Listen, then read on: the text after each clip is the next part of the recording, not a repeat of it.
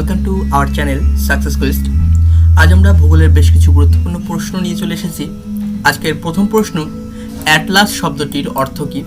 দেখো, এই সমস্ত প্রশ্ন মানচিত্র ভূগোল থেকে নিয়ে এসেছি, অর্থাৎ কার্টোগ্রাফির যে চ্যাপ্টার, সেই চ্যাপ্টারের অধ্যায় থেকে নিয়ে এসেছি। দেখো, অ্যাটলাস শব্দের অর্থ মানচিত্রের বই, অর্থাৎ আমরা সকলেই কিন্তু এই মানচিত্রের বই দেখেছি, যেখানে ওয়ার্ল্ড ভেরিয়াস কান্ট্রির কিন্তু মানচিত্র থাকে এবং সেখানে বিভিন্ন ডিটেলসে আলোচনা করা থাকে। ফিজিক্যাল মানচিত্র থাকে, সেখানে রাজনৈতিক মানচিত্র থাকে প্রভৃতি। দেখো, পরবর্তী প্রশ্ন, ভারতের কোন সংস্থা বিষয়ভিত্তিক মানচিত্র তৈরি করে? দেখো, বিষয়ভিত্তিক মানচিত্র বলতে কিন্তু এখানে প্রধান হচ্ছে কোনো একটি নির্দিষ্ট বিষয়কে কেন্দ্র করেই কিন্তু একটি মানচিত্র তৈরি করা। মনে করো একটা মানচিত্র তৈরি করছি, সেখানে আমি একটা কোনো অঞ্চলের জল সম্পদকে দেখাচ্ছি, তখন কিন্তু সেটা বিষয়ভিত্তিক মানচিত্র বা থিমেটিক্যাল ম্যাপ হয়ে গেল। কোনো একটা থিম বেসে, অর্থাৎ নির্দিষ্ট একটা থিমকে কেন্দ্র করে যখন মানচিত্র তৈরি করা হয় তখন তাকে বলা হয় বিষয়ভিত্তিক মানচিত্র। এর প্রস্তুত করে কিন্তু ন্যাটমো। এই ন্যাটমোর সদর দপ্তর কিন্তু রয়েছে কলকাতায়। এই কলকাতা ন্যাটমোর পুরো নাম কিন্তু national atlas thematic mapping organisation. পরবর্তী প্রশ্ন কি দেখে নেবো আমরা। প্রতিটি প্রশ্ন কিন্তু ইম্পর্টেন্ট এক্সামের দৃষ্টিভঙ্গি থেকে ভারতের কোন সংস্থা ভূবৈচিত্র্য সূচক মানচিত্র অর্থাৎ টোপোগ্রাফিক্যাল ম্যাপ প্রস্তুত করে বা তৈরি করে? দেখো, এই ভারতের সার্ভে অফ ইন্ডিয়া অর্থাৎ SOI অর্থাৎ সার্ভে অফ ইন্ডিয়া কিন্তু এই মানচিত্র তৈরি করেছিল বা ভূবৈচিত্র্য সূচক মানচিত্র তৈরি করে। ক্যাডাস্ট্রাল মানচিত্রের অপর নাম কি? এই ক্যাডাস্ট্রাল মানচিত্রের অপর নাম কিন্তু বলা হয় মৌজা ম্যাপ। দেখো, এই মৌজা ম্যাপ সাধারণত আমরা গ্রাম অঞ্চলে বেশি ব্যবহার হয়ে থাকে। তোমরা যদি দেখবে বিভিন্ন গ্রামের বিভিন্ন স্কুলের দেওয়ালে কিন্তু বিভিন্ন ধরনের মানচিত্র, ছোট ছোট মানচিত্র আঁকা থাকে। তো সেই মানচিত্রকে কিন্তু বলছে ক্যাডাস্ট্রাল ম্যাপ বা মৌজা ম্যাপ। দেখো, পরবর্তী প্রশ্নে আমরা চলে যাব। মৌজা বা ক্যাডাস্ট্রাল মানচিত্রের স্কেল কত? মৌজা বা ক্যাডাস্ট্রাল মানচিত্রের স্কেল কিন্তু 1:3960। এটা স্কেল লেস, তবে এখানে বিভিন্ন ধরনের কিমিসেমি তোমাদের ইচ্ছে মতো স্কেল ধরে নিতে পারো। কে সর্বপ্রথম পৃথিবীর মানচিত্র প্রস্তুত করে? দেখো, পৃথিবীর মানচিত্র তৈরি করা কিন্তু একটা বিশাল টাফ ব্যাপার, আর এই কাজটি সর্বপ্রথম করেছিল কিন্তু অ্যানাক্সিমেন্ডার। এগুলো জিওগ্রাফিক্যাল থট যদি তোমরা ভালো মতো পড়ো তাহলে এই সমস্ত প্রশ্ন কিন্তু তোমরা ইজিলি পারবে। সর্বকালের সর্বশ্রেষ্ঠ মানচিত্র বিশারদ কাকে বলে? আলিদ্রিসকে বলা হয় সর্বকালের সর্বশ্রেষ্ঠ মানচিত্র বিশারদ। মানচিত্রে দূরত্ব নির্ণয় করার জন্য কোন যন্ত্র ব্যবহার করা হয়? দেখো, মানচিত্রের দূরত্ব নির্ণয় করার জন্য বিভিন্ন পদ্ধতি রয়েছে, তার মধ্যে কিন্তু রোটামিটার। তোমরা যদি কলেজে যে রিভার ডেন্সিটি করে থাকো, রিভার ডেন্সিটি কিন্তু রোটামিটার ব্যবহার করেছো। রিভার ডেন্সিটি বের করার সময় কিন্তু যে রোটামিটার ইউজ হয়, চাকা থাকে, সেই চাকাটা ঘুরিয়ে সেটা কিন্তু রোটামিটার তোমরা ইউজ করতে পারো। তাছাড়াও সুতো দিয়ে কিন্তু মানচিত্রের যে দূরত্ব সেটাও কিন্তু বের করা যায়, সেটি আমরা আসলে সকলেই জানি। পরবর্তী প্রশ্ন আমরা দেখব, কোন যন্ত্রের সাহায্যে মানচিত্র ছোট ও বড় করা যায়? দেখো, মানচিত্র ছোট ও বড় করার জন্য প্যান্টোগ্রাফ যন্ত্র ব্যবহার করা হয়ে থাকে। পরবর্তী প্রশ্ন, মানচিত্র কোন এলাকার আয়তন নির্ধারণের জন্য কোন যন্ত্র ব্যবহার করা হয়? দেখো, কোন এলাকার মানচিত্র যে ব্যবহার করা হয় এবং তার আয়তন নির্ধারণ করার জন্য প্ল্যানিমিটার নামক যন্ত্র কিন্তু ব্যবহার করা হয়ে থাকে। পরবর্তী প্রশ্ন আমরা দেখব, মানচিত্রে বড় স্কেলের আরএফ কত? দেখো, আরএফ বিভিন্ন ধরনের হয়, প্রধানত 4 প্রকার হয়। তো সেক্ষেত্রে এই মানচিত্রে যে বড় স্কেলের মানচিত্র আরএফ ব্যবহার করা হয় সেটি কত? সেটি হচ্ছে মৌজা মানচিত্র। দেখো, 1:3960। দেখো, এখানে কিন্তু একটু কনফিউজিং প্রশ্ন। দেখো, বলছে কি মানচিত্রে বড় স্কেলের আরএফ, এখানে কি বলছে বড় স্কেলের ক্ষেত্রে কিন্তু মানচিত্রের যে আরএফটি সেটি কিন্তু ছোট হয়ে যাবে। এগুলো একটু কনফিউজিং, তোমরা যদি ভালো মতো লক্ষ্য করো তাহলে এগুলো বুঝতে পারবে, খুব ইজি ব্যাপার।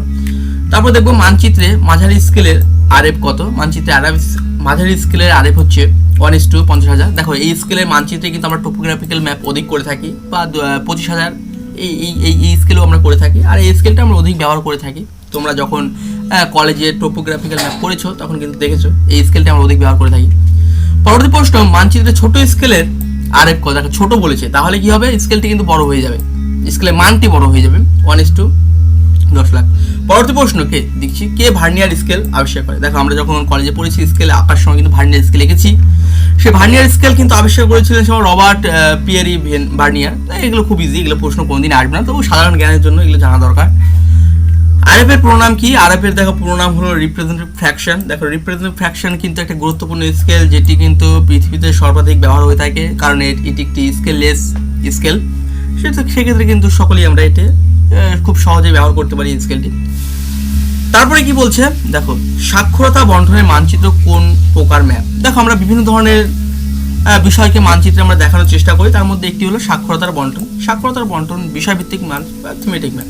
আমি যেটা আগে বললাম তোমাদের, যে কোনো একটি পার্টিকুলার বিষয়কে যখন একটি ম্যাপে দেখানো হয় সেটাকে বলে থিমেটিক ম্যাপ বা তোমাদের বিষয়ভিত্তিক ম্যাপ। এগুলো খুব ইজি ব্যাপার, তোমরা এগুলো এমনিই পারবে, না পড়লেও পারবে। পরবর্তী প্রশ্ন কি, বিভিন্ন রং এর ব্যবহারে তৈরি মানচিত্রকে কি বলে। এখানে দেখো বানামটা একটু স্পেলিংটা মিস্টেক আছে। দেখো কি বলে, দেখো যখন বিভিন্ন রং ব্যবহার করি তখন কিন্তু হলো ক্রোমেট্রিক ম্যাপ বা ক্রোকোমেট্রিক ম্যাপ। দেখো এখানে দুটো স্পেলিং থাকে, যেটা আমাদের বুঝতে একটু অসুবিধা হয় এবং কনফিউশন হয়ে যায়।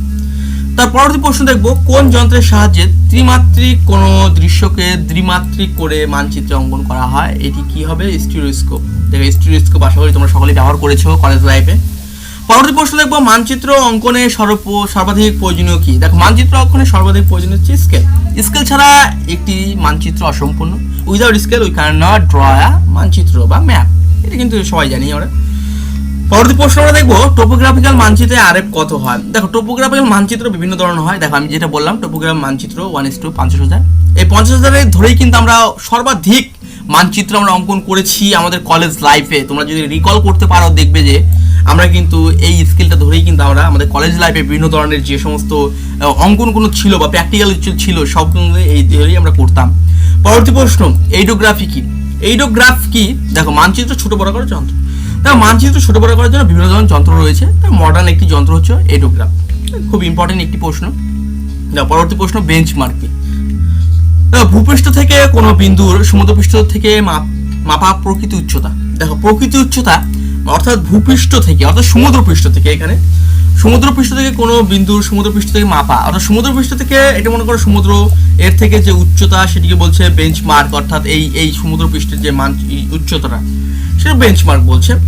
স্পট হাইট, এই স্পট হাইট কিন্তু পার্টিকুলার মানচিত্রে কোনো স্থানে বিন্দু সমুদ্র থেকে দেখানো হয়। অর্থাৎ কোনো একটা অঞ্চলের পার্টিকুলার উচ্চতাকে একটা বিন্দুর সাহায্যে যে উচ্চতা দেখানো হয় সেটিকেই বলতে কিন্তু স্পট হাইট। দেখো পরবর্তী প্রশ্ন, সার্ভে অফ ইন্ডিয়ার সদর দপ্তর কোথায়। খুব ইজি প্রশ্ন, আমরা ছোটবেলা থেকে অনেকবার পড়েছি, সবাই পারবে আশা করি। সার্ভে অফ ইন্ডিয়ার সদর দপ্তর দেরাদুনে, উত্তরাখণ্ডের দেরাদুনে কিন্তু সার্ভে অফ ইন্ডিয়ার সদর দপ্তর রয়েছে। এই দেরাদুনে কিন্তু বিভিন্ন সংস্থার হেডকোয়ার্টার রয়েছে। তোমরা যদি জানো আরো 2-1টা সংস্থা রয়েছে, সেগুলোর নাম কিন্তু তোমরা কমেন্ট বক্সে কমেন্ট করে জানাতে পারো। দেখো পরবর্তী প্রশ্ন, আজকে সর্বশেষ প্রশ্ন, কত সালে সার্ভে অফ ইন্ডিয়া প্রতিষ্ঠিত হয়। দেখো সার্ভে অফ ইন্ডিয়া কত সালে প্রতিষ্ঠিত হয়, 1767 সালে ইংরেজের আমলে, অর্থাৎ ব্রিটিশ ইন্ডিয়া কিন্তু এখানে এই আমাদের সার্ভে অফ ইন্ডিয়া কার্যকলাপ অনুষ্ঠিত করেছিল। দেখো এইরূপ যদি আরো তোমরা প্রশ্ন পেতে চাও অবশ্যই আমাদের কমেন্ট বক্সে কমেন্ট করে জানাবে, এবং কোনো বিষয়ে যদি সমস্যা থাকে অবশ্যই কমেন্ট বক্সে কমেন্ট করে জানাবে। আমরা তোমাদের সেই সমস্যাকে সমাধান করার জন্য বিশেষ চেষ্টা করব। ধন্যবাদ।